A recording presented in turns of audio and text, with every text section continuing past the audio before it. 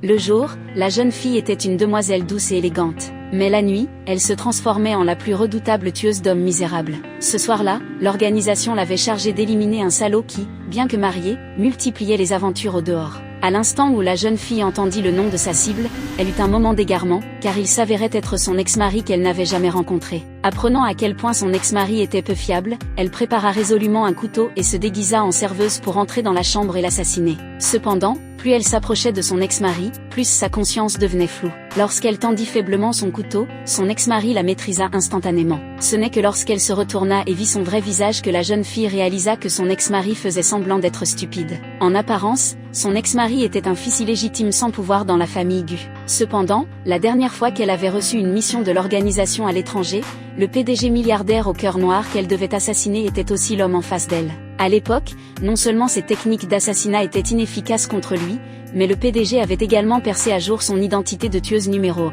Néanmoins, le PDG l'avait laissée partir, estimant qu'elle était trop jeune et inexpérimentée. Peu après, le PDG avait été arrangé par sa grand-mère pour un rendez-vous. Pour l'éviter, il avait demandé à son assistant de répandre délibérément des photos ambiguës de lui et de la jeune fille en train de se battre. Comme prévu, le mariage fut annulé. D'un autre côté, la belle-mère cupide de la jeune fille, pour le cadeau de fiançailles de 50 millions de yuan de la famille Gu, voulait que la jeune fille divorcée épouse un vieil homme. La drogue qui avait fait perdre ses sens à la jeune fille plus tôt avait été délibérément appliquée sur le cadeau par sa belle-mère.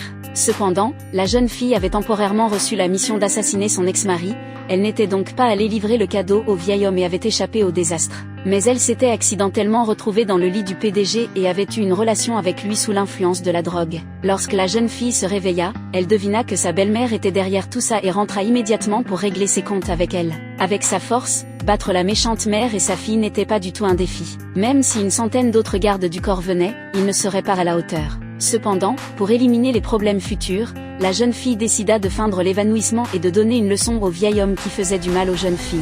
Pendant ce temps, le PDG, ne voulant pas se remarier avec son ex-femme puissante, ordonna à son assistant de trouver la jeune fille et de l'amener pour être sa fausse petite amie, tout cela pour mettre fin à l'idée de sa grand-mère de le présenter à son ex-femme. Mais il ne savait pas que son ex-femme et la jeune fille étaient en fait la même personne. Contre toute attente, lorsque la grand-mère apprit que la jeune fille était en difficulté, elle força le PDG à aller chez le vieil homme pour la sauver. D'un seul lancer de fléchette, le vieux salaud perdit instantanément sa capacité de reproduction, et les gardes du corps qui se précipitèrent n'eurent pas non plus un sort enviable. Juste au moment où la jeune fille punissait le vieux salaud, le PDG, arrivé tardivement, fit irruption. Il avait voulu voir à quoi ressemblait son ex-femme, qui avait reçu un cadeau de fiançailles de 50 millions de yuan. Au lieu de cela, il vit la jeune fille tueuse qui lui avait un peu manqué. Puis, une scène incroyable se déroula.